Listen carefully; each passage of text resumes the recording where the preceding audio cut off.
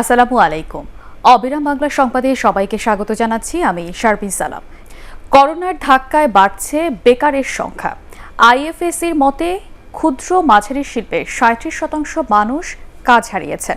অন্যান্য খাতেও প্রায় একই অবস্থা, এতে বাড়ছে হতাশা।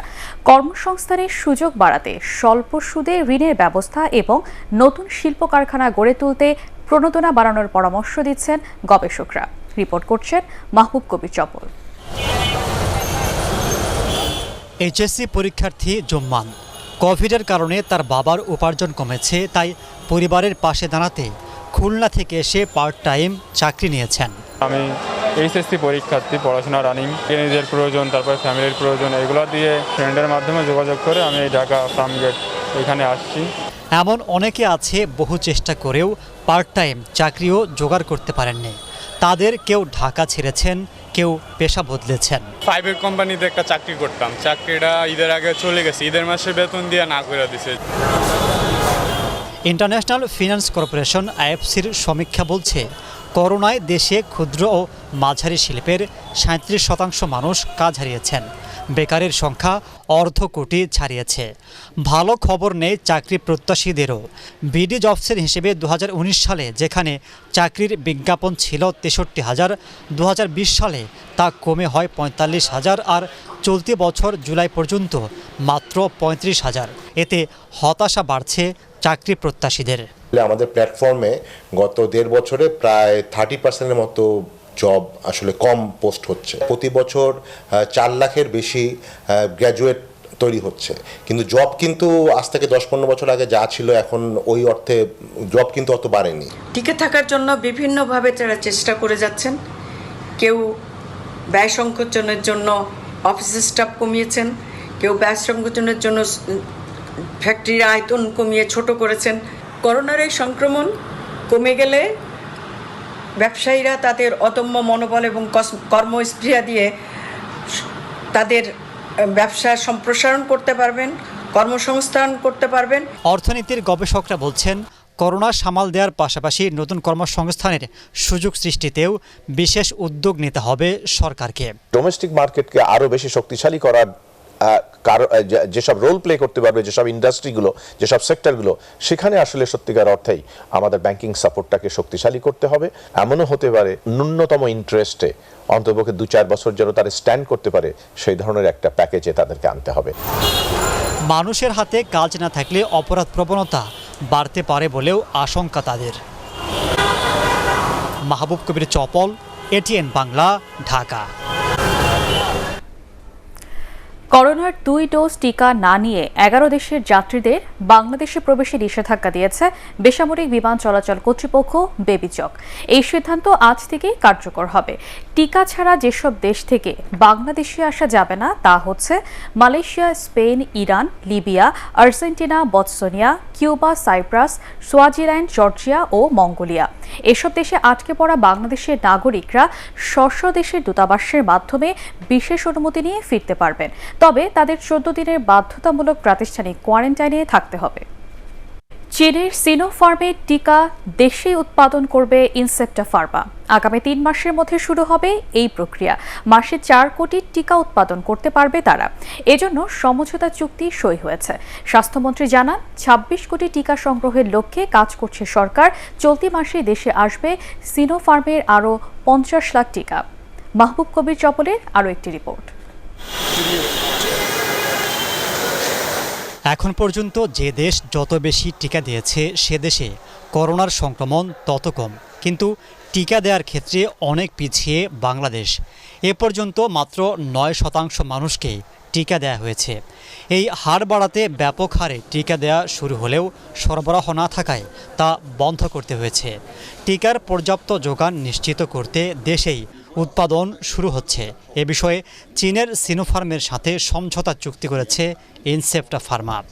এই ভ্যাকসিন সিনোফার্ম বাল্কে দিবে এবং ইনসেপ্টার যে প্রোডাকশন ফ্যাসিলিটি আছে, যে শিল্প আছে, সেখানে ফিল ফিনিশ করবে।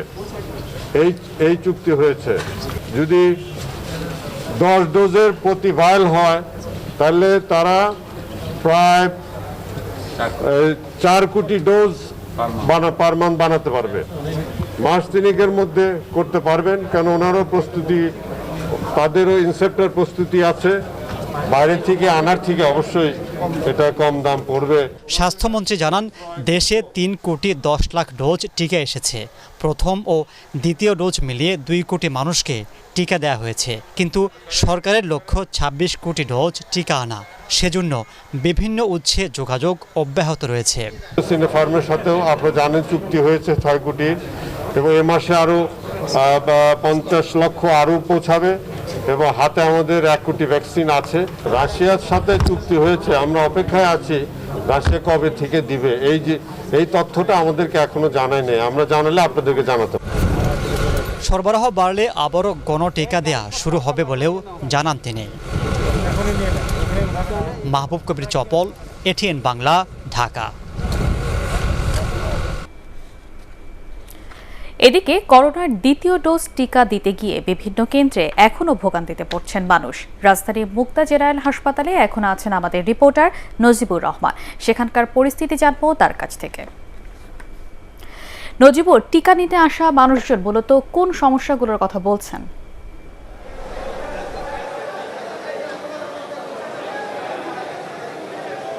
ধন্যবাদ শারমিন। আমি এখন আছি মুগদা জেনারেল হাসপাতালে। এখানে আপনারা জেনে থাকবেন যে মডার্নার দ্বিতীয় ডোজের আজকে তৃতীয় দিন, এবং তার সাথে সিনোফার্ম এবং ফাইজারের দ্বিতীয় ডোজ নিতে প্রত্যাশীরা এসেছেন। তাদের সাথে প্রবাসী রয়েছেন, সাধারণ মানুষ রয়েছেন। তারা এই কেন্দ্রে ভিড় জমিয়েছেন প্রায় সকাল থেকে। তাদের সাথে কথা বলে আমরা যেটা জানতে পেরেছি সেটা হচ্ছে তারা বিভিন্ন ধরনের দুর্ভোগে পড়ছেন। আমরা বিগত 2 দিনে যে বিষয়টি আমরা সবচেয়ে বেশি লক্ষ্য করেছি সেটি হয়েছে তারা SMS না পেয়ে টিকা কার্ডের ডেট অনুযায়ী তারা কেন্দ্রে চলে আসছেন, কেন্দ্রে এসে জটলা তৈরি করছেন। এতে টিকা প্রত্যাশীরা যেমন ভোগান্তিতে পড়ছেন, সেই সাথে টিকা ব্যবস্থাপনার সাথে যারা জড়িত তাদের জন্য একটা কঠিন পরিস্থিতির সৃষ্টি হচ্ছে।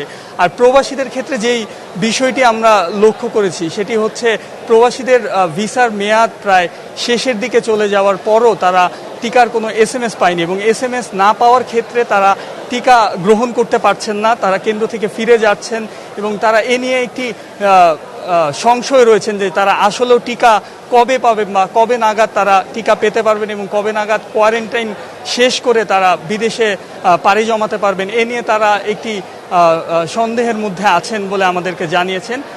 তো এই ছিল আমার কাছে এইখান থেকে সর্বশেষ পরিস্থিতি। শারমিন।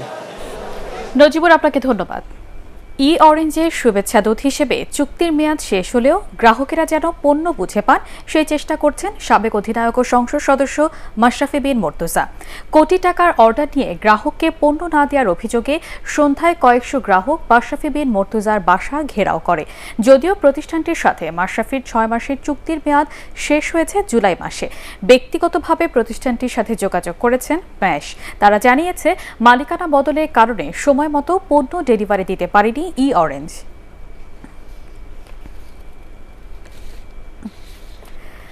অনলাইন প্ল্যাটফর্ম থেকে পাবজি ও ফ্রি ফায়ারের মতো ক্ষতিকর গেম 3 মাসের জন্য বন্ধের নির্দেশ দিয়েছে হাইকোর্ট।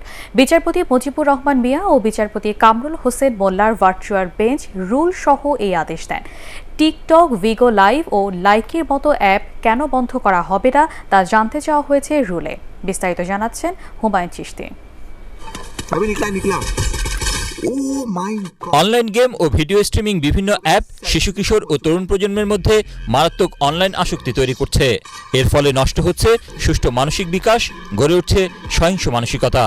সম্প্রতি টিকটক, লাইকির মতো অ্যাপসের প্রভাবে কিশোর গ্যাং তৈরি, অর্থ ও মানব পাচার সহ বিভিন্ন অপরাধমূলক কর্মকাণ্ডের খবর গণমাধ্যমে প্রকাশিত হয়েছে। আইনশৃঙ্খলা বাহিনীর তথ্য মতে এসব গেম ও অ্যাপসের মাধ্যমে প্রতিবছর প্রায় 100 কোটি টাকা পাচার হচ্ছে। এসব ক্ষতিকর দিক তুলে ধরে গেম ও অ্যাপগুলো বন্ধে গত 24 জুন রিট করেন সুপ্রিম কোর্টের 2 আইনজীবী।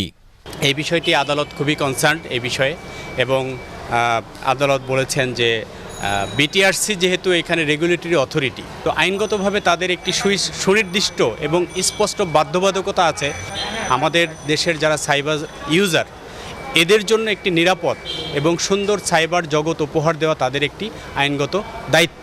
প্রাথমিক শুনানি শেষে আদালত রুল জারি সহ এসব ক্ষতিকর অনলাইন গেম আপাতত 3 মাসের জন্য বন্ধের নির্দেশ দেয় উচ্চ আদালত। একটা রুল ইস্যু হয়েছে 4টি পয়েন্টে। প্রথম পয়েন্টগুলো হলো TikTok, Bigo Live, PUBG, fire ফ্রাইস এ ধরনের সিমিলার অ্যাপসগুলা কেন বন্ধ করা হবে না, এবং সরকার কর্তৃপক্ষ, বিটিআরসি এবং আদার যারা কর্তৃপক্ষ, কনসার্ন অথরিটি, তারা কেন ইনঅ্যাকশন এতদিন বন্ধ করেনি। এবং তৃতীয় হলো যে একটি উচ্চ ক্ষমতা সম্পন্ন ইনকোয়ারি কমিটি করা। চতুর্থ যে পয়েন্টে হয়েছে সেটা হলো যে অ্যাপসগুলোতে বিভিন্ন ধরনের মনিটরি ট্রানজ্যাকশন হয়, বিকাশ, নগদ, এ ধরনের বিভিন্ন ইয়ার মাধ্যমে। এই মনিটরি ট্রানজ্যাকশনগুলো কেন মনিটর করা হবে না, এবং এই ধরনের যে অ্যাপসগুলো আছে এগুলো 3 মাসের জন্য স্থগিত ঘোষণা করেছে। শিক্ষা, স্বরাষ্ট্র, আইন ও স্বাস্থ্য সচিব, বিটিআরসির চেয়ারম্যান, আইজিপি সহ বিবাদীদের 10 দিনের মধ্যে রুলের জবাব দিতে বলা হয়েছে। সম্প্রতি নেপালে অনলাইন গেম পাবজি নিষিদ্ধ করে দেশটির আদালত। একই কারণে ভারতের গুজরাটেও এই গেম খেলার উপর নিষেধাজ্ঞা দেওয়া হয়। বাংলাদেশেও পাবজি সাময়িকভাবে বন্ধ করা হলেও পরে আবার চালু করা হয়। হুমায়ুন চিস্তি, এটিএন বাংলা, ঢাকা। আফগানিস্তানের কিছু নাগরিককে বাংলাদেশে আশ্রয় দিতে যুক্তরাষ্ট্রের প্রস্তাব প্রত্যাখ্যান করেছে বাংলাদেশ। পররাষ্ট্রমন্ত্রী এ.কে আব্দুল মোমেন রাতে সাংবাদিকদের এই তথ্য জানান। তিনি বলেন, ওয়াশিংটনে বাংলাদেশের রাষ্ট্রদূতের কাছে প্রথমে এই প্রস্তাব পাঠায় মার্কিন কর্তৃপক্ষ, পরে ঢাকায় মার্কিন রাষ্ট্রদূত একই অনুরোধ জানালে তা প্রত্যাখ্যান করা হয়েছে। পররাষ্ট্রমন্ত্রী বলেন, এমনিতেই 11 লাখ রোহিঙ্গা আশ্রয় দিয়ে বাংলাদেশ সমস্যায় আছে, নতুন কাউকে আশ্রয় দেওয়ার সুযোগ বাংলাদেশের নেই। আফগানিস্তান থেকে মার্কিন সেনা প্রত্যাহারের সিদ্ধান্ত সঠিক ছিল বলে জানিয়েছেন মার্কিন প্রেসিডেন্ট জো বাইডেন। হোয়াইট হাউসে জাতির উদ্দেশ্যে দেয়া ভাষণে জো বাইডেন বলেন, আফগানিস্তানে মার্কিন সেনাবাহিনী রাখার মধ্যে যুক্তরাষ্ট্রের জাতীয় স্বার্থ জড়িত নয়, বরং আফগানরাই নিজেদের রক্ষার জন্য লড়েনি। তিনি আরও বলেন, আফগানিস্তানের সদ্য সাবেক প্রেসিডেন্ট আশরাফ গনি নিশ্চয়তা দিয়েছিলেন আফগান সেনারা তালেবানের বিরুদ্ধে লড়বে, কিন্তু তার ধারণা ভুল ছিল। এছাড়া যেখানে আফগানরাই নিজেদের রক্ষার লড়াইয়ে নামতে ইচ্ছুক নয়, সেখানে মার্কিন সেনারা এ ধরনের যুদ্ধে গিয়ে প্রাণ দিতে পারেন না। প্রায় 10 বছর ধরে 2 শতাধিক নারীকে ভালো চাকরি সহ বিভিন্ন প্রলোভন বিক্রি করা এমন চক্রের মূল হোতা কালো সহ 3 জনকে আটক করেছে র্যাব। দুপুরে রাজধানীর কাউরান বাজারে র্যাবের মিডিয়া সেন্টারে সংবাদ সম্মেলনে এই তথ্য জানান র্যাবের মিডিয়া উইংয়ের পরিচালক কমান্ডার খন্দকার আল মঈন। তিনি আরও জানান, সংঘবদ্ধ এই চক্রে 20 থেকে 25 সদস্য রয়েছে।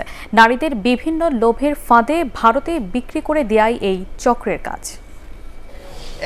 একজন সাহসী মা তার নিজের জীবন বিপন্ন করে, নিজের জীবনের ঝুঁকি নিয়ে তার নিজের মেয়েকে পাচারকারীদের কাছ থেকে উদ্ধার করে নিয়ে আসে। যারা পাচার করেছে তারা উক্ত তরুণীকে বিভিন্ন চাকরির প্রলোভন দেখিয়েছিল, বিশেষ করে বিউটি পার্লারে চাকরির প্রলোভন দেখিয়েছিল।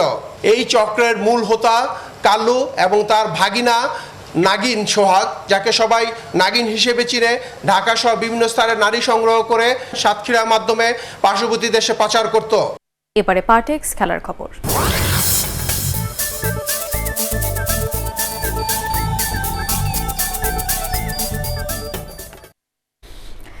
লর্ডস টেস্টের শেষ দিনে ইংল্যান্ডকে 151 রানে হারিয়ে 5 ম্যাচের সিরিজে 1-0 এগিয়ে গেল ভারত।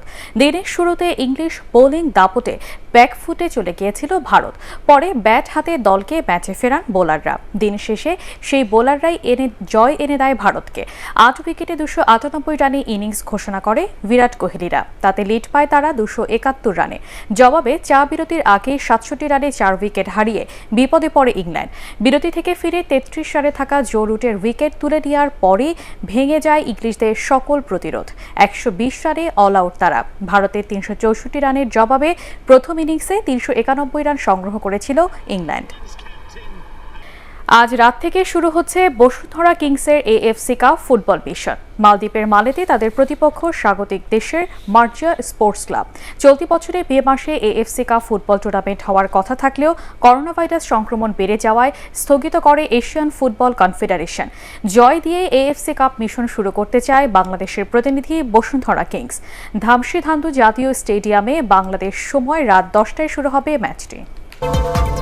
পরবর্তী সংবাদ দেখার আমন্ত্রণ জানিয়ে এখনকার মতো শেষ করছি। করোনা ভাইরাস থেকে নিজেকে সুরক্ষিত রাখতে মাস্ক পরুন, বারবার হাত পরিষ্কার করুন। এটিএন বাংলার সংবাদ ইউটিউবে দেখতে ব্রাউজ করুন youtube/ATN Bangla News।